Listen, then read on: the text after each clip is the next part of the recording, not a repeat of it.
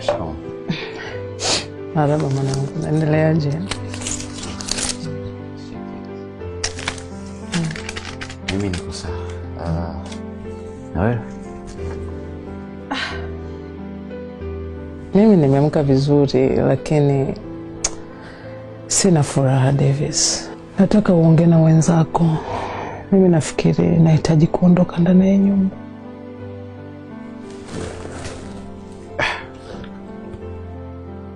Mama, na kwa nini hivyo?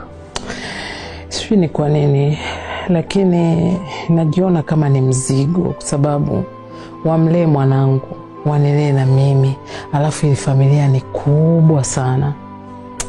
Yaani kusema ule ukweli nakosa amani moyoni mwangu, sijisikii vizuri. Mama, sikia.